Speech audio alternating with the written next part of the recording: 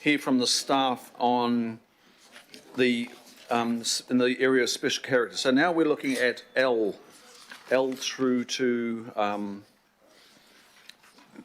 let's see, O, I think it is, L through to O.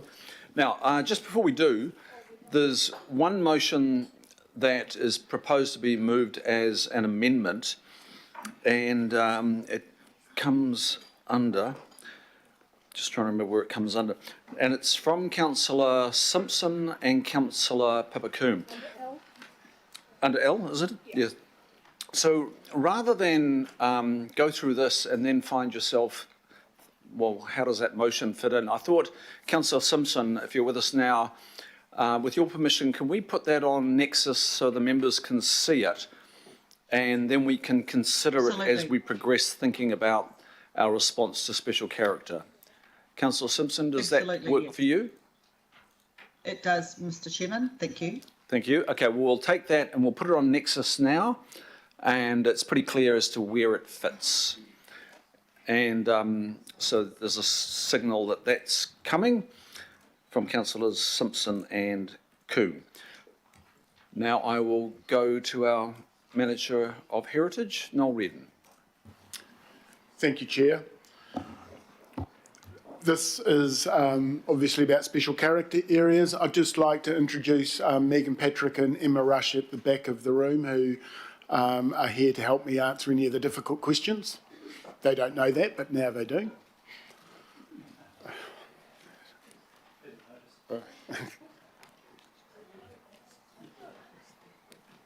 Why isn't this? So, can we go back one slide? Is there a slide before that? So, yes. So you've seen this.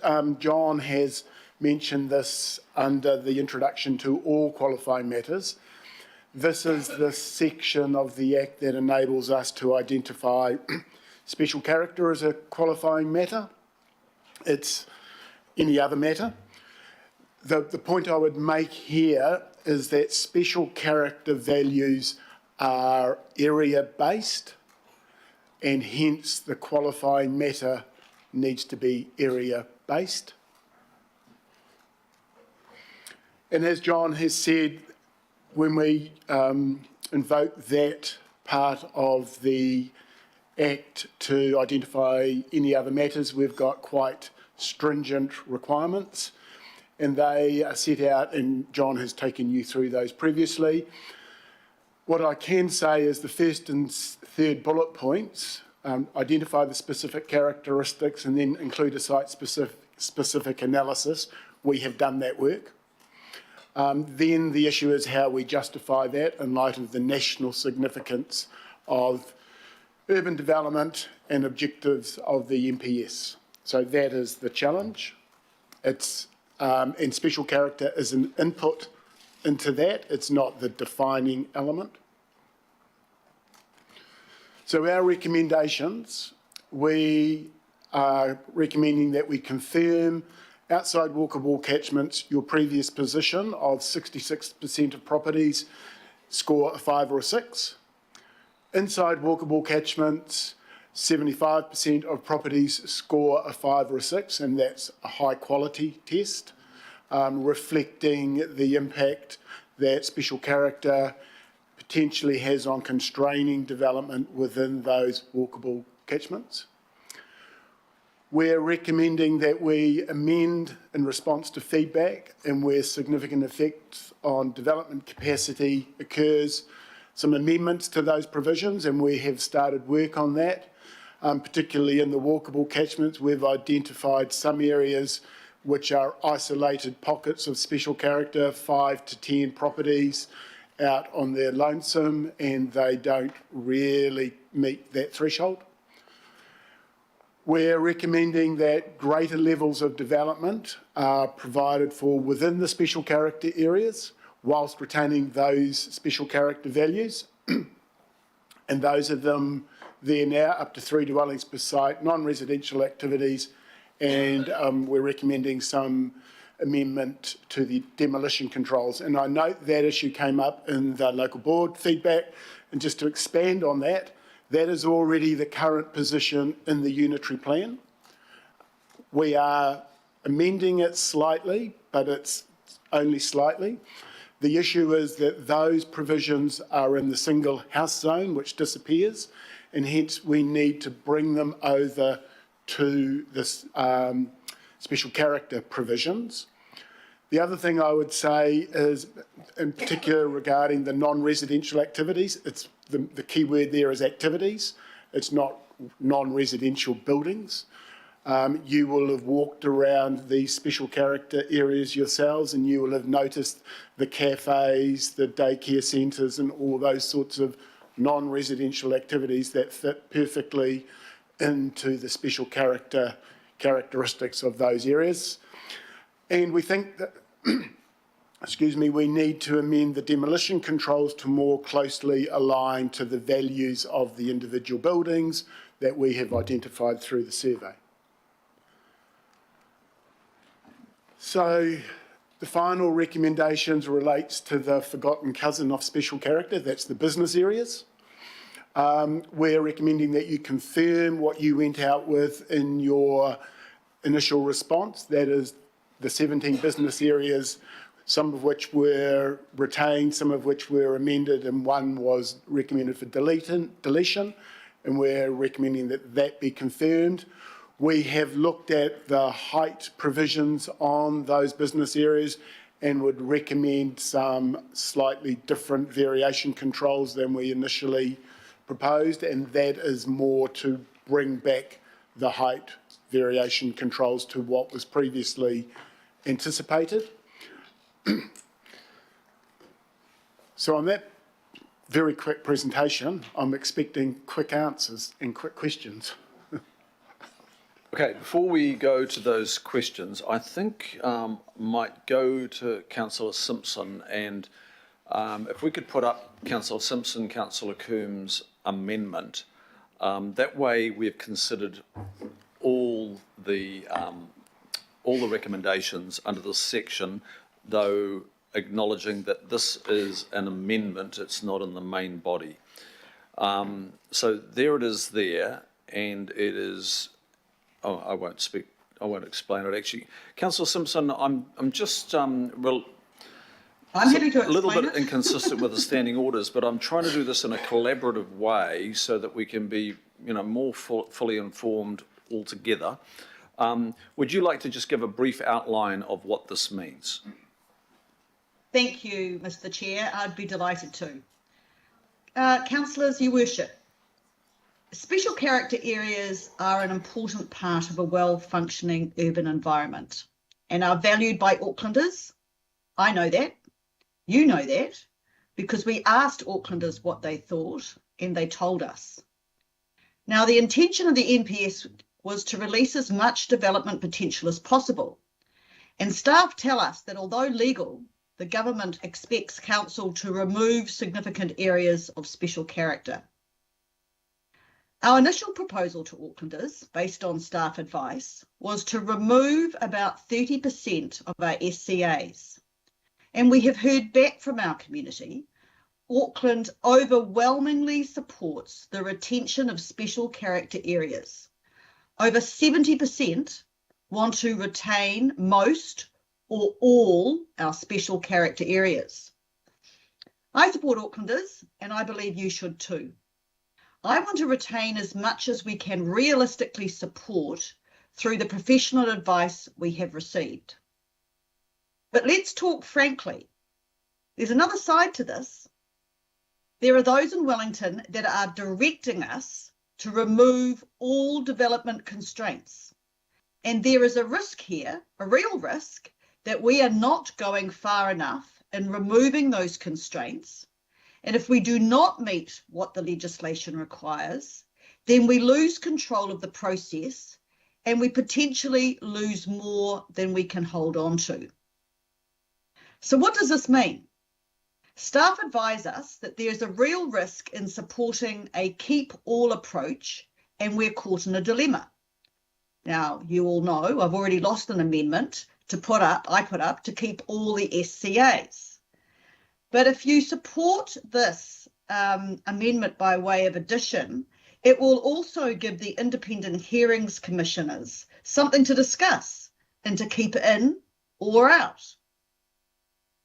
So with all that in mind, and after hearing from all of Aucklanders, the other local boards, my own Ōrākei local board, and the feedback from the community, adding fours to the non-walkable catchment is the best compromised outcome that will preserve more of the character homes that define our special character areas.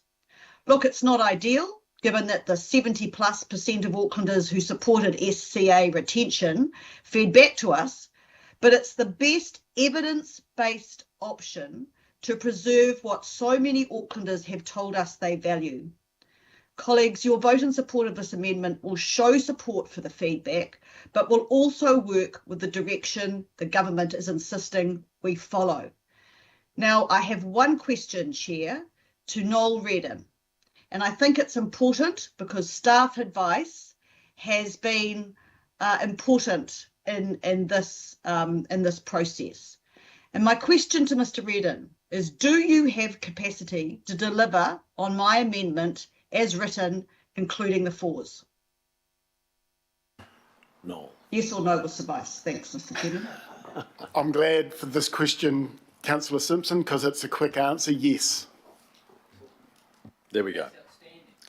Thank you, Mr. Chair. To that end, I support my amendment, obviously. Okay. Now, I probably created this problem myself there. I was sort of wanting maybe just a brief explanation of the motion, and I've got a speaking turn, so that's I didn't make myself clear, Councillor Simpson, but look, I'll take that as your speaking turn. Now we will go back to questions on the special character area qualifying matter, okay? And it can range into this area of Councillor Simpson, Councillor Coombs' amendment as well. Councillor Hills, your question, please. Thank you, team. Some specifics, and I'm sorry they're specific, but I need them to be. Noel, I sent you the sort of email, the sort of almost threatening email we got yesterday, specifically on Devonport. Could you just give a quick overview of what, because there is several controls, including volcanic, the views of the Maunga and things like that. Could you just give an overview of the protections in Devonport briefly, and actually what does it mean change-wise? How much change is that what you're providing is going to do in Devonport, the council's advice? So of all the areas, Devonport, from a special character perspective, would experience the least amount of change. While it's a guess, I would estimate in excess of 90% of the areas currently identified as special character in the unitary plan are recommended for retention. In the city centre, that is all covered by the special character zone, as well as most of the properties, I think with the exception of two in the city, in the Devonport Main Street, are specifically scheduled for heritage purposes. So those provisions would remain. I don't know, I can't answer the question around the view controls. I'm not familiar enough with that. Okay, but largely because of the number of controls, it leaves Devonport largely untouched. There was a question around, or a proposal to make the Devonport Town Centre historic heritage completely. Could you just describe why that couldn't have been considered, even though there's no height change? Could you just explain briefly why that couldn't be considered right now? So we had been working with Devonport Heritage, who approached us some months ago. We outlined the work they needed to undertake to identify that as an historic heritage area. They provided us with some information. We assessed it and went back to them and said it didn't meet the requirements that would be necessary to justify as a historic heritage area in terms of the unitary plan. We advised them what changes they needed to make. Unfortunately, time has caught up on them, and that further work has not been done. Our advice then was that they could explore the option of presenting that to the independent hearings panel, and subject to the changes we suggested, the council certainly wouldn't oppose it, given that most of those areas are already scheduled separately, and so the ball's in their court now. Thank you. And another question for other areas such as Birkenhead, Northcote, and others around the isthmus.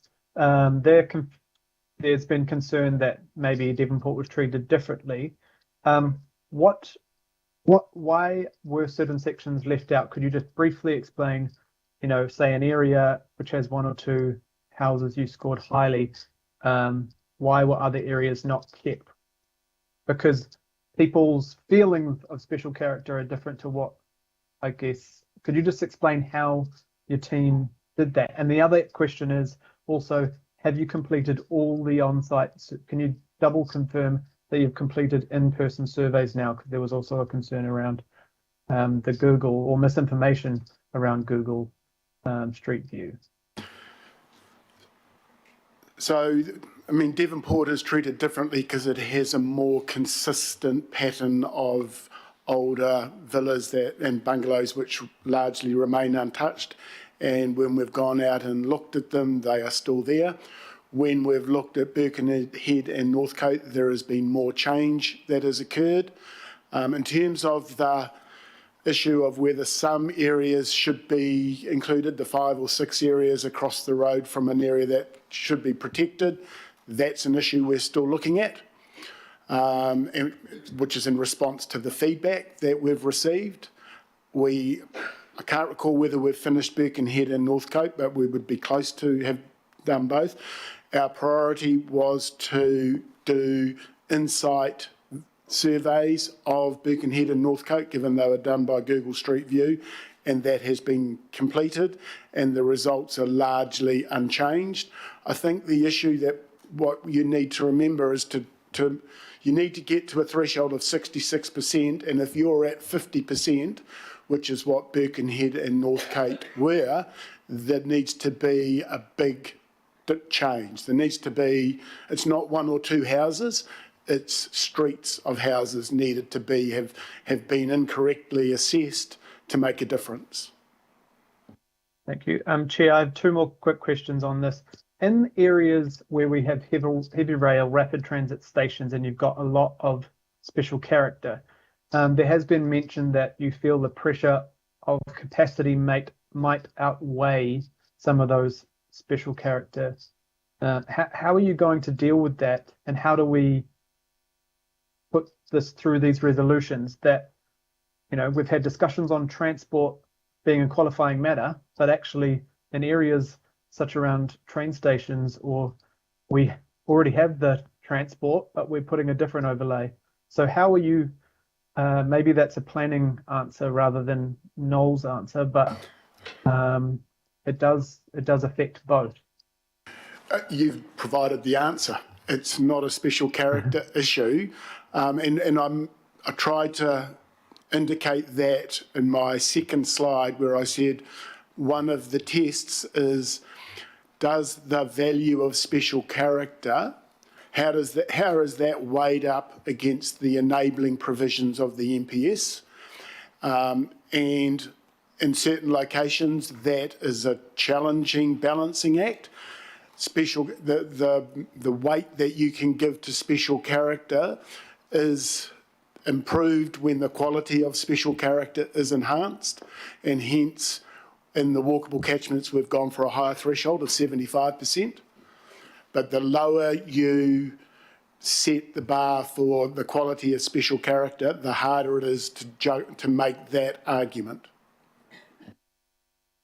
And maybe it's for you, Chair, then. So the discussion has been the pressure, so I see there's a change potentially for non-walkables, but shouldn't there be a pendulum swing to the walkables then?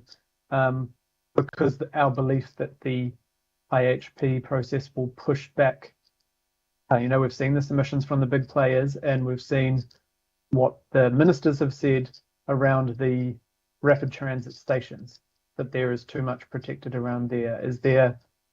Do you feel risk that we're putting up evidence that is not going to stand the test of time, I guess, around those train stations, etc.? You're putting that question to me as the chair. Well, maybe it's to someone that's not Noel, because he has said that it's a planning issue, not. We've got quite a few people in the room. He said it's a planning issue. Yeah. That Because is it's a very related to special character, but it's not Noel's. Noel's the heritage expert, so he's not going to speak directly to the walkable catchment in that way.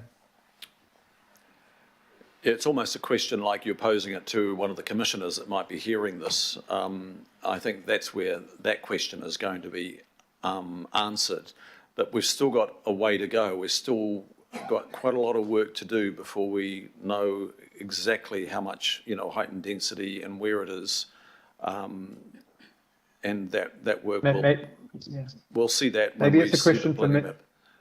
Maybe it's a question for Megan then, because I know it's a heritage question, but it's about the walkable catchment and how that should be weighted.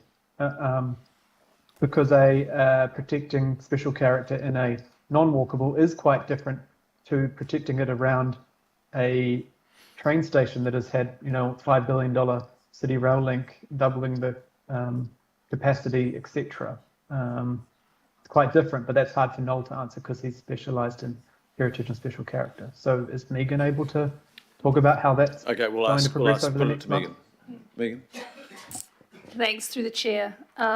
Yes, so just to reiterate again, as you've said, Councillor Hills, there's really two lenses to this. One is the technical lens that Noel and the team have done, and the other is the planning lens, which is the consideration of what the legislation, the NPSUD, is trying to achieve, what its objectives are, and kind of balancing it all out across the region.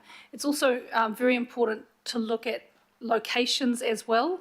And of course, as I've said before, it is clear that there have been concerns raised about the amount of special character within the Inner Isthmus area in particular, and that's understandable because it's the oldest part of Auckland, so it's always going to go there. But of course, now it's the most accessible part.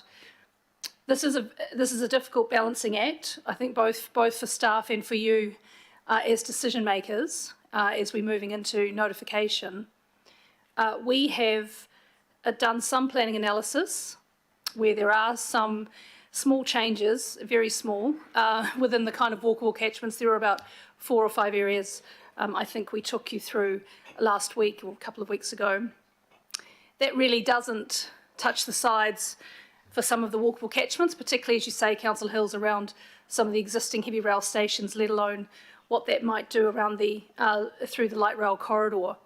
So I do still think there is a risk about the amount of special character still within the walkable catchments in that kind of Inner Isthmus area. Some of these stations, for example, that you might be thinking about, Councillor Hills, do sit within that light rail corridor. I know we're slightly moving into one of the latter recommendations, and the recommendation there is to delay the implementation within that so that we know exactly where the route and stations will go so that we can enable the kind of intensification we actually need, which I don't think in many instances will be what you'll get with this particular set of NPS and Act requirements. So overall, I still think there is a risk with the amount that we might be retaining. It should the existing recommendation or the amendment go through. But again, we will put up the evidence for that and take that through the hearing and submission process. Thank you. Thank you. No, just from me, on the motion, the amendment, it's not all the 4s, it's the 4s where the overall quality is maintained and there's, reducing the fragmentation. So there's no risk here. I'm just a little bit concerned that if we start including a lot of 1s and 2s, we'll get defeated further down the line. So would you be able to comment on the way this is worded so that it does present a coherent collection, creating special character with the fours as contributing to that special character in a way that doesn't bring in the ones and twos that is likely to undermine our case?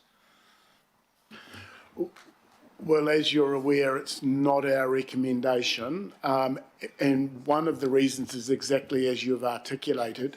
I can't categorically advise you of the outcome of that piece of work. It's a bit of a chicken and egg situation. If I go out and do the work, I'll be able to tell you, but I can't at the moment. There is a risk because you're not just bringing fours into it. Fours are surrounded by fives, sixes, one, twos, threes. And the comfort I do have with the recommendation is that where the overall quality of the area is maintained, that will be difficult because fours in themselves are a lower quality in terms of the special character values, not in terms of whether they're a nice house or not. So yes, I do have concerns, and we will have to develop a methodology that addresses that issue. So the staff, whatever we come back with, the staff can defend and say that these areas do meet the test for special character and are of sufficient merit that they can go into this balancing act that Megan has talked to. Okay, thank you. Councillor Watson. Thanks. So it follows on from that question in respect of the practical consequences of this amendment as it goes to 4. As Councillor Simpson said, we've had a very strong indication from our Auckland public, over 72%, that they value special character and its preservation. So in terms of that 4 that's included there, where the overall quality is maintained, what's the practical consequences then for an area like Northcote Point and Birkenhead Point? So we will be doing it by Google Street View, given the weather that we're experiencing at the moment. We'll be re-looking at those areas to see whether 4s makes a difference. And the issue will be, as the Chair has alluded to, is bringing 4s into it. Does it bring too many 1s, 2s and 3s with it? Does it bring more 5s and 6s? That would be good, and hence the issue about potential fragmentation. So, I mean, it's a difficult question to answer in any specifics without going out there and doing the work. I would anticipate that we would be coming back with more areas potentially identified.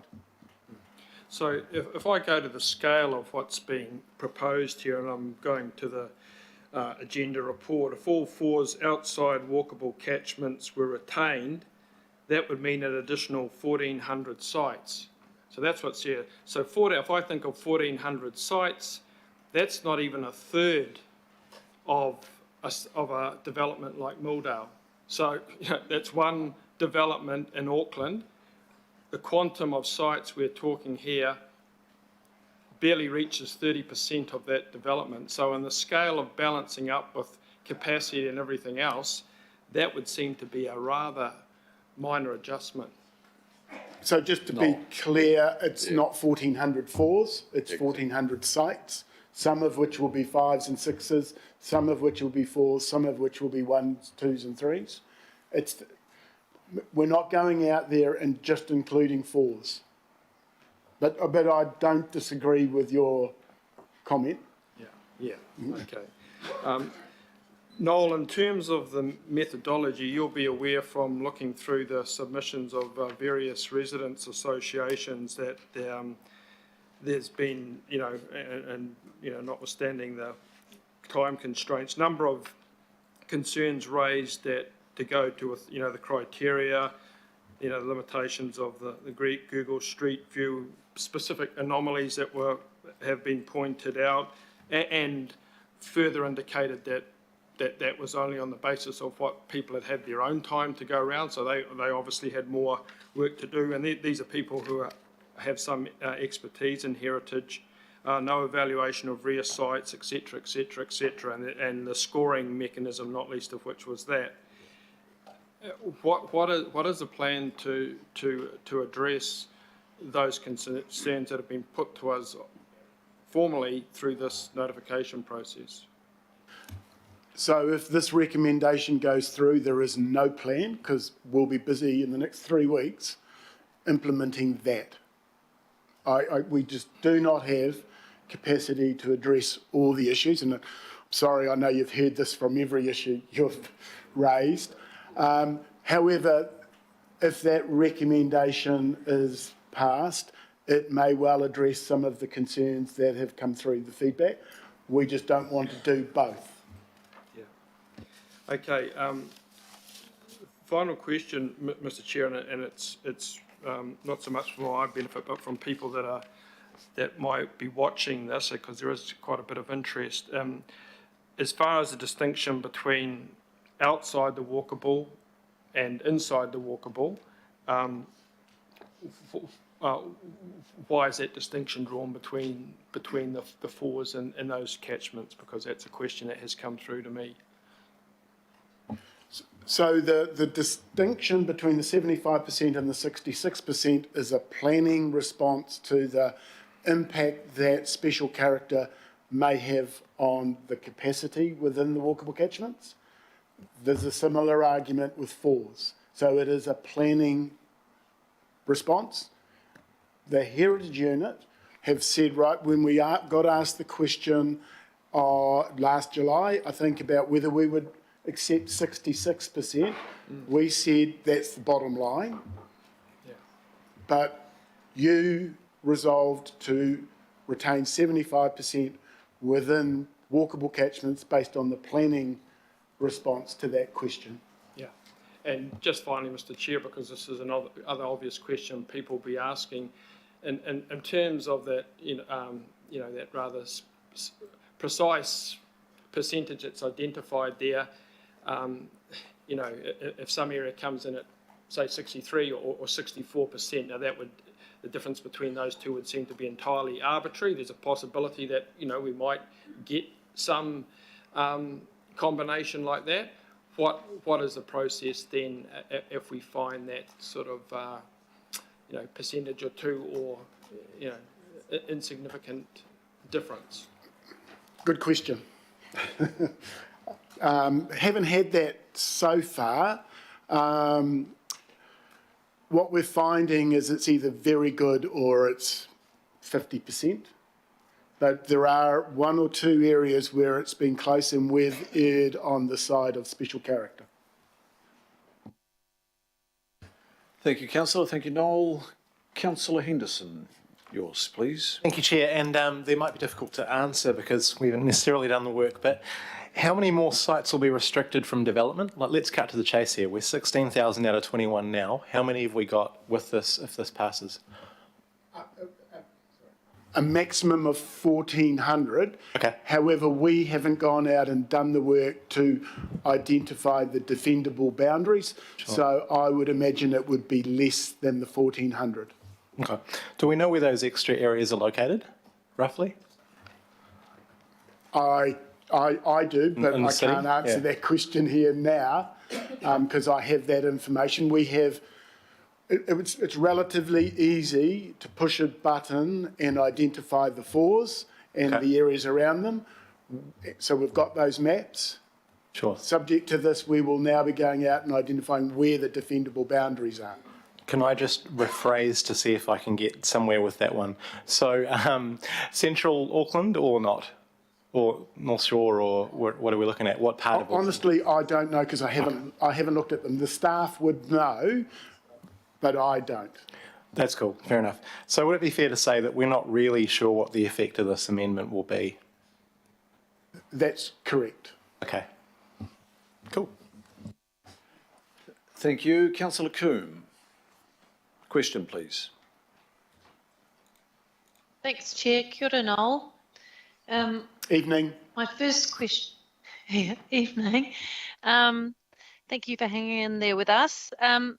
My first question about the qualifying matter is going back to the qualifying matters that are in section 77, in particular historic heritage. And what I just want to understand is that through this process, presumably we're identifying lots of properties that would meet the definition of historic heritage. So how does it work in parallel with our qualifying zones?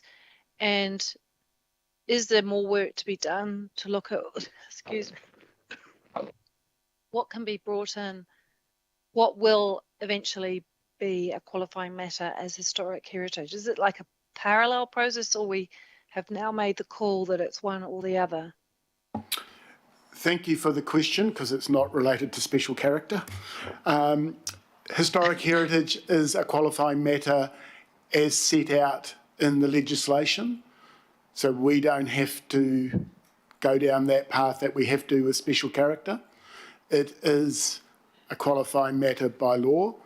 So all the existing historic heritage buildings that are scheduled, they are qualifying matters.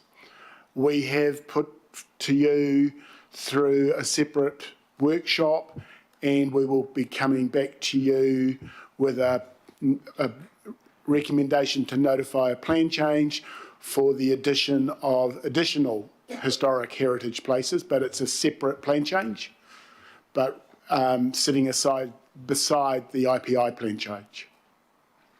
So they're two different. They are special character and historic heritage are treated differently in the Act. I guess what I'm just trying to clarify is, presumably through the assessment process, picking up, say, lots of sixes, then hit the criteria of historic heritage. So that would make more sense to use that tool rather than to use the council's qualifying matter of special character. So are you looking at more properties as a result? Just because a property scores a 6 under the special character criteria doesn't necessarily mean it would meet the criteria under the historic heritage framework. The two are completely separate pieces of controls to manage the heritage of the region.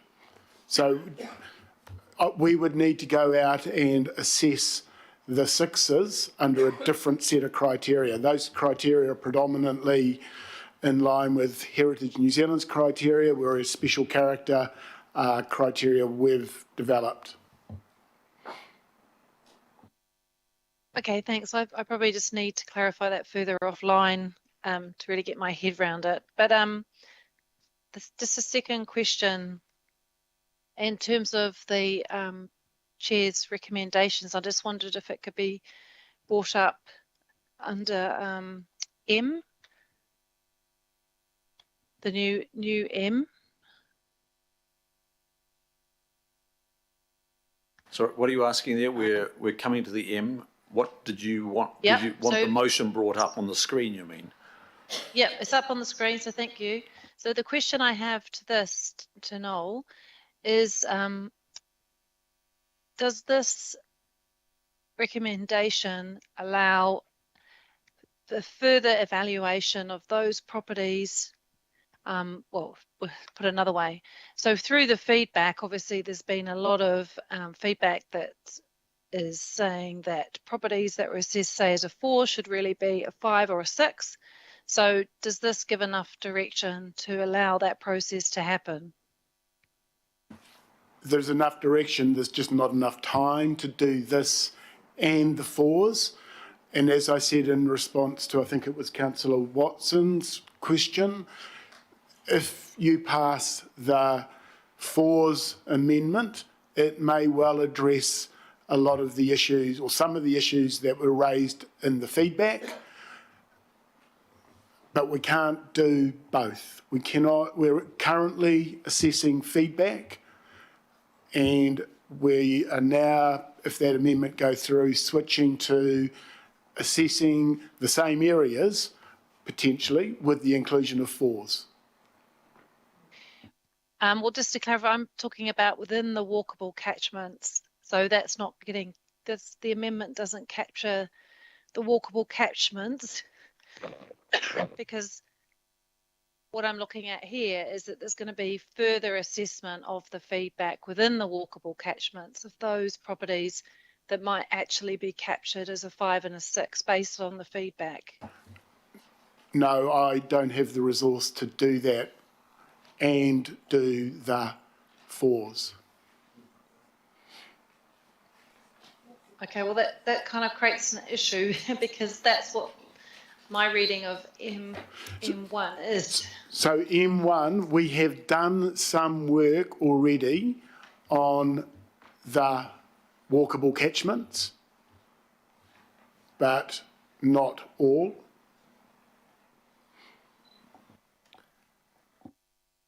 Right, okay, I guess I'm happy to kind of follow up with very specific questions because I know like I've got one that's specific to Freeman's Bay and what came through in the feedback. So I just would like to kind of understand when we're going to get the opportunity to look at those assessments and look at what feedback has been taken on board. Okay, Noel, you're available for that. Yes, we can have that offline discussion, and certainly happy to help. Thank you. Okay, thank you. Councillor Dalton? Pippa has just had my question answered. It was going to be around the capacity to do the work to Megan and what the compromise would be if this work was undertaken. So I think I have my answer, thank you. But an interesting point around historical heritage being treated, and I think I knew this before, but when we're looking to extend, a priority perhaps might be historical heritage. That's a comment, sorry, Chair. It just raised something in my mind. Good observation. No, that's good. Thank you. So, Noel, can I just come in here on the O Roman 1, enable up to 3 dwellings per site, but the conversion of a principal dwelling. Almost sounds like we're going back to the 1970s, 80s, and possibly the 90s when many of those villas had 2 families or occupiers. So, do you have any idea of? Well, one is there was a question of how do you arrive at that? I think you did speak generally about that before. How did you arrive at that? What brought you to consider that as a possible solution? And there must be potentially, if it's taken up, greater yield in that as well within the special character areas. How we arrived at it is it's already in the unitary plan in the single house zone, which underlies the special character provisions. So through a resource consent in the special character zone, an application can be made for that activity. And what we're doing is ensuring with the lapsing of the single house zone that the special character zone retains those provisions. And in terms of the capacity, if it was in the 70s, there might be a lot. I suspect in these areas we're talking about, there might not be that much. Okay, so and so is there anything positive to yield there, or is it's pretty much the same? Well, in terms of enabling, then yes, there is, but whether that actually is realised is a different issue entirely. Okay. Mayor Goff. Thank you very much, Noel. Critical to your or our ability to protect special character is whether the independent hearing panel finds your methodology robust and credible. So my questions are really basic. How did you arrive at the thresholds of 66% and 75% and 5s and 6s? And are you confident, and if so, why, that aligns with what the independent hearing panel will be interpreting the national policy statement to say How are you confident that we're not underselling our protection of character or overselling it to the extent that would undermine our credibility? And if you haven't put in 4s in your recommendations, I'm presuming you haven't put the 4s in because that would undermine your credibility in terms of the methodology you're using. Can you confirm or respond to that? So I'll take the last one first because it's probably the easiest one. And it does go back to when I was asked whether we could support a reduction to 66% in the threshold from 75%. And I said yes, because that means 2 out of 3 of the properties are high quality. So the quality component of our methodology was in the site-by-site basis rather than in the threshold.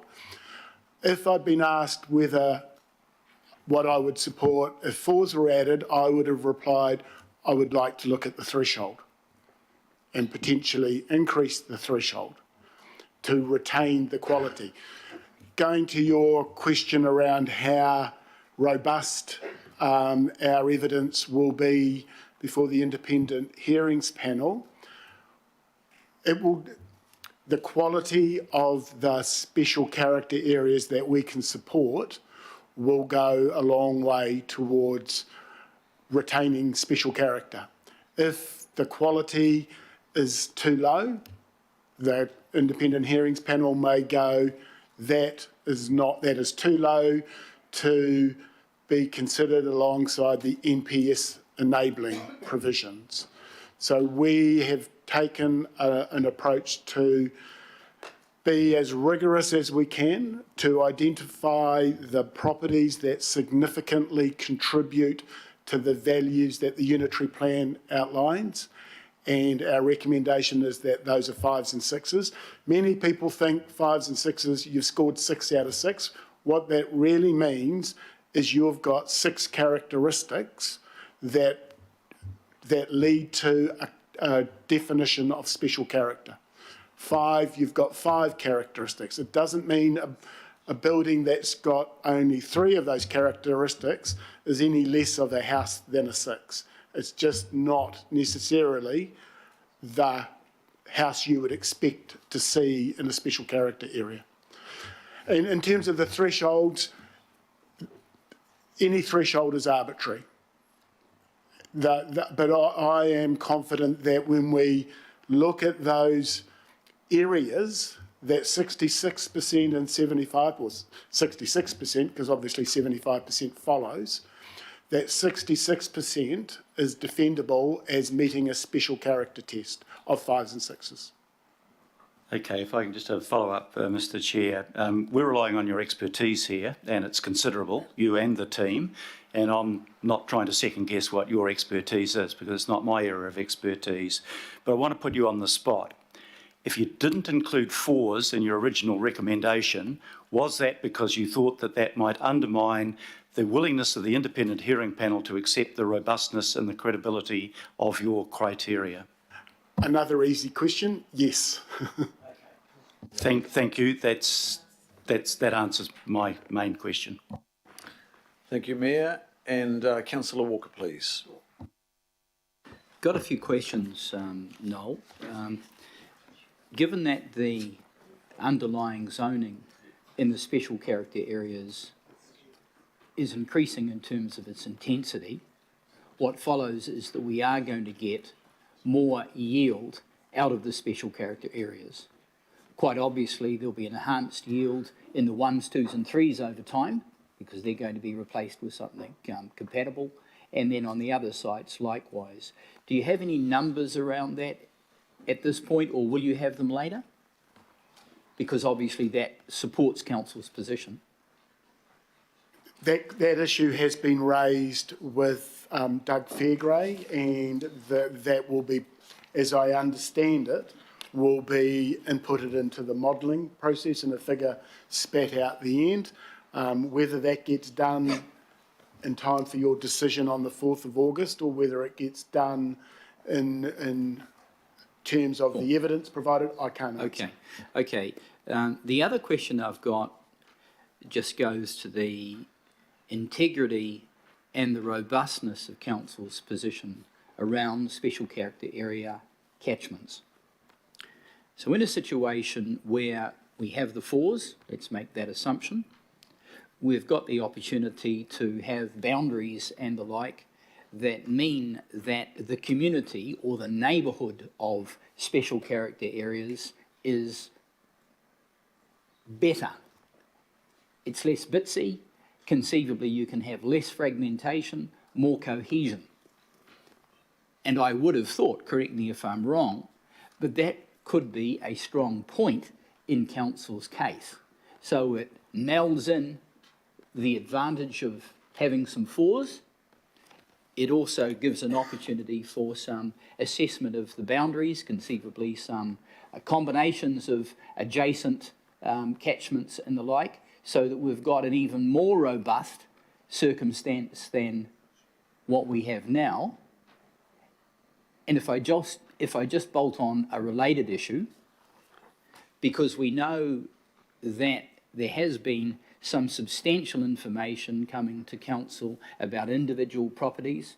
A number of those bits of information is literally on a plate, so it's relatively easy to make a decision around some individual properties as compared to others. And we know that in some catchments, even just a few additional properties can make quite a difference to, lifting it, given that they're contributing.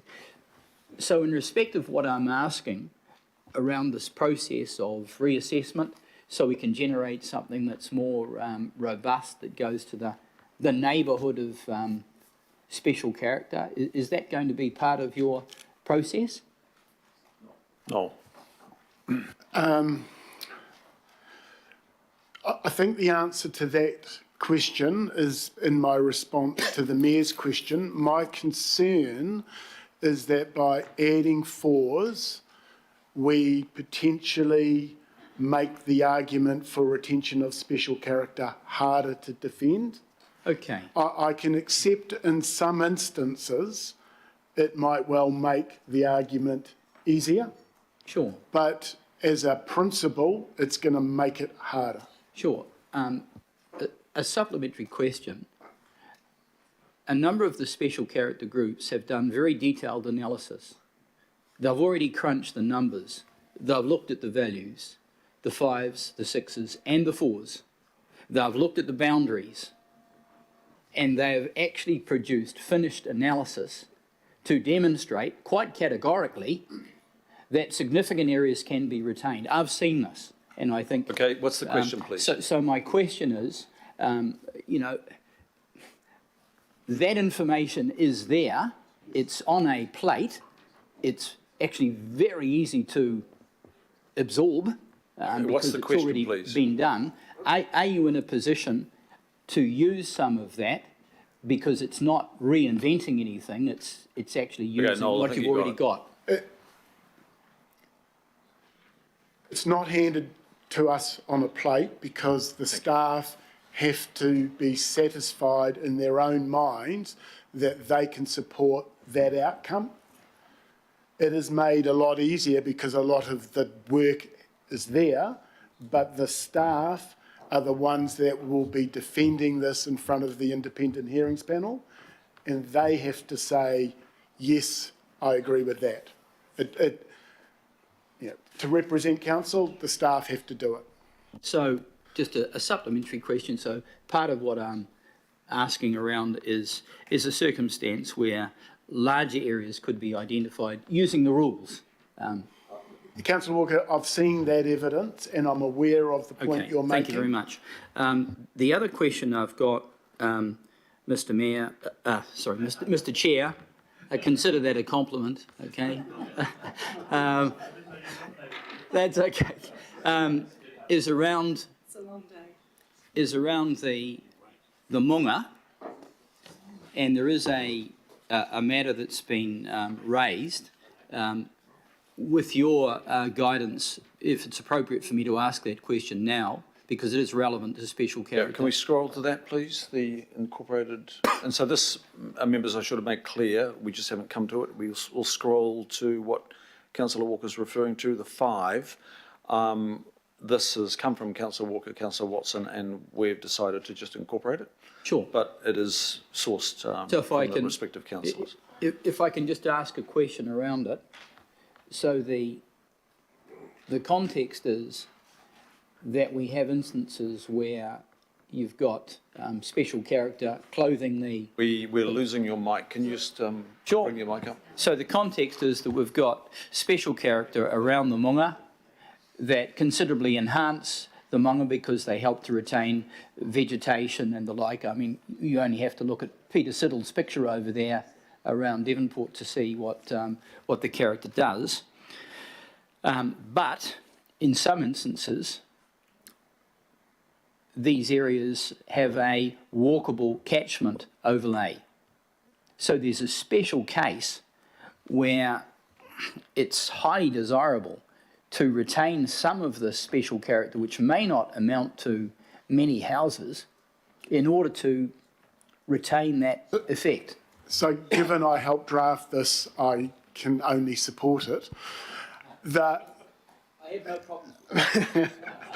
And after discussing this with John Diggard, he's advised us that that work is underway already. The problem with using special character as the control is that special character rules relate to the building, and whereas the issue is views and vegetation, and the special character controls don't necessarily deal with that. So this work that John's team is doing will come up with a more appropriate control. Good, thank you. The last question I've got... Better be the last question, Yep, please, because that's about 7. Yep, it'll be really quick, but this is a big issue. Okay, so the other question is around the methodology. So in our scoring, neutrals and detracting both score a 0. On the face of it, when you see two houses on a street and they're side by side, and one is neutral and one is detracting, there's a clear difference. The neutral rates more than the detracting. That's obvious. But it is not reflected in our scoring and the way we value heritage. The question that I've got is, what follows, does it not, is that we've actually taken quite a conservative approach. We could enhance that if we so desired, but we're actually underrating some of our character, aren't we not? So the only issue that really matters is how you deal with 5s and 6s, or potentially 4s. What happens to 3s, 2s, 1s and 0s doesn't impact upon the threshold. And that's the critical issue. We're saying 66% of properties need to score a 5 or a 6. What 34% of the properties score doesn't matter. Okay, thank you. We're going to leave it there, and I will now go to Councillor Fletcher, please. Thank you, Mr. Chairman, and I want to acknowledge that Noel has dealt with these technical matters in a really clear and detailed way, and particularly for those that are listening, making that point of contrast in the controls of historic heritage and special character. So, you know, I've got a lot of sympathy for the position that he is putting forward and the frustration that he is voicing to us very clearly around the resourcing and the limitations that he has on that. And my question to him in the context of that is, ultimately, this is a governance judgment issue. It's up to the elected members today to give that sense of direction. Yet we know that officers are going to be put in the situation of having to defend these decisions that we've got. So it might seem somewhat silly, but why can we, given the complexity of this, given the frustrations we've all voiced about the lack of advocacy to Auckland MPs to understand exactly, you know, the challenges they've put, why can't we ask to buy some time on this as has been agreed, the precedent that's been agreed on the Auckland Light Rail corridor and delayed implementation, has that been a consideration? I'm not, is that for you? No, I don't think so, Megan. I think it might be for you, Megan. I'm sorry. Our advice is that we need to implement the MPUCD and the Act's provisions. You're right that we are recommending only a delay in implementing it in the light rail corridor, and we can come back to that shortly. I certainly can't recommend asking for some more time on this, but politically that could be something that you may wish to do. Thank you. Thank you Councillor for Fletcher. that, Megan. But again, there is an acceptance by Megan that ultimately this is a governance issue. This is a decision for elected members, taking into account all of those technical matters that have been expressed. And I do apologise to Noel because there's been commentary in the sidebar and he doesn't have access to that while he's sitting at the table answering these questions. But this is a really difficult, complex issue, and our staff, we've heard repeatedly, do not have the resources to do justice to such an important issue. Okay, thank you. Councillor Simpson, you have a further question. Yes, thank you, Chair. This is a question for Noel. Noel, you said you had capacity to do the work. You said you had. I asked you the question before if you had a capacity to do the work around fours. You said yes. Yes, that's so correct. So if fours are, in your words, character supporting, don't you agree you should do the work and then make the call and not prejudge now? I guess what I'm saying is I have got no evidence right now to advise you one way or the other, unlike I had when you asked, or when the committee asked, should the threshold be lowered from 75 to 66? We had evidence to respond to that. The second part of the concern is, and I appreciate there is a bit of prejudgment here because we haven't done the work. The second part goes to my response to the Mayor's question around the robustness of the areas that we identify as special character and the need for them to be as robust and as strong a quality as possible to defend in front of the IPI where we will be challenged on every matter possible. Yeah, I get that, but don't you think you say you haven't got the evidence? Wouldn't it be better to get the evidence? Well, that's what I'm asking. That's what the amendment is asking, to do the work. As I've said, I'm not opposing the amendment, I'm just not supporting it. Thank you, Noel. Okay, thank you, Councillor Simpson. Councillor Stewart, you had another question. Thank you. For Noel, is it understood that the maximum sub-areas possible be identified using policy? I'm sorry, I don't understand that question. Councillor Stewart, can you just pull the mic over in front of your... Or joining them together, is it understood that the maximum sub-areas possible that have been identified, we could use that for policy? So I'm sorry, I don't understand the question. How we've identified areas that meet the special character test and therefore a qualifying matter, has gone out and surveyed those areas, drawn a boundary which reflects the thresholds that the council have directed us to, and said that those areas are defendable on those thresholds. One of the issues is, in some parts of the region, there are small areas and there is fragmentation. So yes to that. That issue is still there. Thank you, Noel. Thank you, councillor. Now, I think that exhausts the questions on that particular section. Are we ready to go to other matters now, please? We'll go to other councillor Henderson on that section. Where we are going through the questions first. We will come back to the amendment, okay? Yep. No, we haven't left the amendment. No.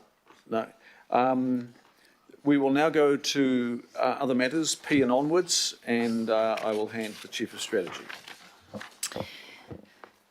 Thank you, Mr. Chair. Just a slightly different voice for you just for the last few slides. Thanks for operating that for me. So we've just got the last couple which relate to the final recommendations on the proposed list. So the Auckland Light Rail Corridor, this has popped up through the conversation. Again, just quite quickly, our recommendation, it's my recommendation, is that we delay the implementation. So it's not about not implementing, it's just about delaying the implementation of this through the light rail corridor. I know that Council is committed to work with the Crown on the success of this project. It is an enormous project. It is hugely ambitious for Auckland and for transformational outcomes for Aucklanders.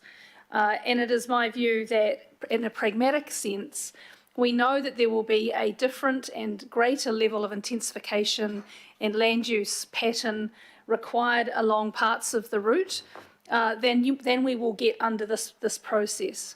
And by putting Aucklanders through at least two plan change processes, this one and then another one that might be in 12 or 18 months' time when the route and stations become confirmed, is an enormous cost. It's confusing. And personally, I believe that has some real risk for the benefits of the project. So that's that recommendation P in your list. Sorry, point of order. Sorry to interrupt, Megan. Point of order. I don't want to belabor the point here, but we have an amendment on the floor that's been moved and seconded. I'm not sure why we're moving on. Okay, so at the point I asked for Councillor Simpson to just introduce and explain her motion, she took us speaking to it. Now, I'm not critical of Councillor Simpson for that. I'm critical of myself for possibly taking that course at that time. I was wanting to do it that way so that we're fully informed on all the amendments. Now, we are continuing with the staff taking us through the paper and the resolutions or the recommendations. And once we conclude, we're likely to have a break actually, and then we will come back to the amendment at that point, okay? Yep, thank you, thanks for asking. Carry on, Megan.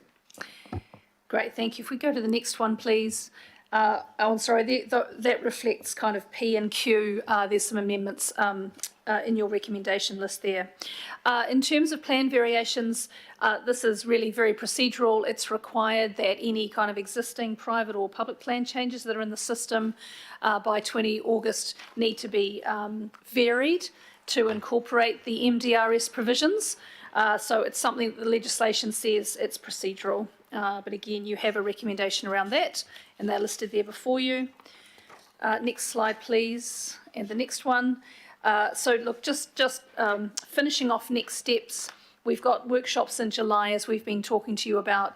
The Planning Committee meeting on the 4th of August will be the one where you see the final plan change, so the text, the maps, the whole shebang, and with a view for that to be signed off and notified by the 20th of August as we're required to do. That then goes through a typical submission process and hearing process with an independent hearings panel, and that will be sometime into next year. The only other things I would note then in terms of your recommendations, there's again a few procedural matters at the end and a couple of noting new recommendations around some work we are bringing back that is outside this process, but is around the quality of development that is so important for us in Auckland. we can't really do it through this process because of the provisions that the government has put together, but we will come back to you at a later date. Thanks, Mr. Chair. Happy to take questions. Thank you, Megan. So on that particular section, are there questions, members? Councillor Walker. I've got a question on this issue around the light rail route, and in particular the comment here, until the route and stations are announced by government. My question is around what that means. The government might announce something, but the government can change. My understanding is there isn't joint buy-in on the light rail project as there is around the RMA legislation that we're discussing now. Quite obviously, a project like that, if it's of the order of 30 or 40 billion or whatever, is quite substantial. It may well be even more than that, we don't know. So quite obviously the government has to have the funding to make it happen, and that will be over more than one term of government. So my question is around this statement here. I'll go to Megan on that and the wording. Thanks. Through the chair.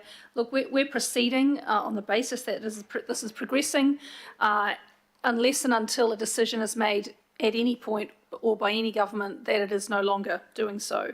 So that is why we've phrased it the way we have.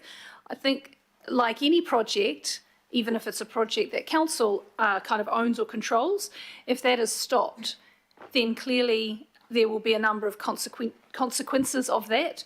I think a consequence of this, if the light rail, for example, is stopped in a year or two or something, then clearly if we've not done the plan change, then presumably we would do a plan change to implement the NPSUD if there is no longer that desire to have a light rail corridor. But at the moment, we believe this reflects the actions that are taken and where the project stands at the moment, not necessarily what future decisions might be made. The other question I've got is on the next matter, which is over the page. It's what I'm looking at, and that's the note around the Section 32 analysis, and your comment that it's complex, resource-intensive. Work on capacity modelling, economic and planning analysis is continuing and will be reported to the Planning Committee on the 4th of August. My question is around timing. Is there any latitude for extending out the Section 32 analysis, adding more detail later? And the reason I'm asking that is we've heard from the officers that they're so time and resource constrained that we're just not going to succeed to the level of detail that we need. Are we negotiating with government around that? Can you give us some comment? Thank you through the chair. Look, we will do our very best to provide the best quality Section 32 material for this August date. The reality, and this is not just this process but generally, the reality is as we move into the submission and hearings process, we do more and more work, and our evidence base gets better and better or greater and greater. So I am going to be confident that whatever we provide to you for the 4th of August is going to be the best we will do. We will highlight if there are any particular risks with that, but we also acknowledge that over the next 12 months or however long the kind of submission hearing process takes, that we'll continue to improve that Section 32, and certainly the hearings panel themselves will expect us to do that. We'll ask our opinions on that. They may well also kind of do some of their own Section 32 analysis as well. I hope that answers the question. Thank you. The other question I've got is around you, which is around the lack of any stronger design standards and the consequence that there will be issues around privacy. I think there'll be extreme overshadowing. Quite obviously that goes to solar gain on the part of homes. It goes to our inability to deliver on our climate change objectives. Size of outdoor living spaces, which we know are pathetic, not even spaces for recycling bins and so on and so forth, so it's clearly unlivable. Are we continuing to develop information around this to give to government? Yes, we have to comply, but are we telling them that it doesn't work? That was the subject. So these are from myself and the Mayor. So the U and the V, Mayor and I did convey that to government last December. We conveyed it in writing. We've discussed it since. We thought we had some solutions. Having spoken to some other MPs, it didn't quite transpire.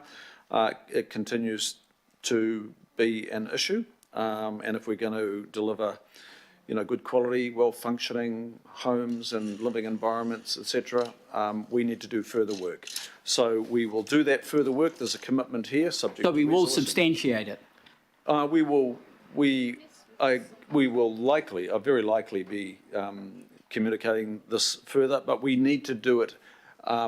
The solutions are actually not through the intensification planning instrument. It is most likely outside of it. And so the next council is going to have to grab this opportunity and take action on this direction which is signalled here. Follow that, Mr. Chair. I guess my concern is we know this whole process is politically driven, and as much and all as we have to comply, we have to provide that political information so that at the very least the public of Auckland know that we're digging a deep hole that puts us further into the climate crisis, an unlivable city, one that lacks increasingly privacy, solar gain. Frankly, it's a disaster. We need to communicate. Okay, and look, I take those as comments, but I can tell you if you support this, there's going to be a commitment to doing a lot more work on it, and hopefully the work will be early rather than late. Councillor Hills, your call. Can you hear me, Chair? Yes, we can. Oh, sure. Just on the, and I did sort of ask this question before, but I have great concerns about the delay, potentially 2 years, on the what we perceive as the light rail corridor, affecting the upzoning of the areas which are of some of the most high, under the bill, the most important areas, like around the train stations and around those areas close to the city. Could staff please clarify why we couldn't just push through on the current requirements and then later come back, because it would wouldn't that have a massive effect on the density for the next 2 years in those areas that we've been required to upzone? Megan. Thank you, through the chair. Look, I completely understand where you're coming from, Councillor Hills, and I certainly agree that around the train stations and some of these walkable catchments we're talking about are very important. They are also in some parts of some of the oldest parts of our city as well. On balance, my recommendation, if you accept it, if to delay implementation would also delay any kind of lifting of constraints, because it's still yet unclear where the route is actually going to be and what kind of land use outcomes we're wanting, we being the Crown and Council, and how we can talk to Aucklanders about that and to get their feedback as well. I know that probably doesn't answer your question. If you wanted to direct us to effectively remove constraints within around rail stations, heavy rail, for example, like that, that could be done. But that's a significant piece of work and something that there's been no direction at all, particularly in terms of special character, no direction from this committee to really remove it around some of these rail stations. It's some of the highest quality special character, Kingsland, for example, but we know in time there absolutely will need to be change, And I guess I'm suggesting that this recommendation would allow us to perhaps plan that and work with Aucklanders on it as well. Thank you, Megan. And Councillor Simpson, please. Thanks, Chair. This is one for you because it's a political question. Bearing in mind that Parliament's on recess for the next 3 weeks, I'm really keen to call a meeting of all Auckland MPs so they kind of understand our concerns. Is that something that you would entertain? Well, I've been in discussion with a number of MPs since last November. I think the Mayor has as well, Councillor Cashmore has, and I would hope others have. Now, I think you need to be thinking about what is the outcome of that discussion. Is that likely to lead to a legislative change? I would suggest there's not the remotest chance. Just more time, Chair. The request for time has been conveyed through our officials to officials at MFE, going back a long way. The Mayor raised that, I raised that, the Deputy Mayors raised that, and we get a very common answer, and the answer is no. The deadline is set. You shall notify, like every other Tier 1 and an affected city, by 20th of August, and we're planning to do the notification on the 18th of August. But you're most welcome to organise such a meeting if you want to convene that, Councillor, by all means. I don't think I want to put that on our staff to organise a political meeting. They have their heads down to complete this work in time and good quality work. I think that's up to all the elected members. They can have those conversations like some of us have been having for quite a few months. Okay, we've concluded that particular section. Now there are no further questions now. So what I propose is that we break for, is it half an hour? I think half an hour.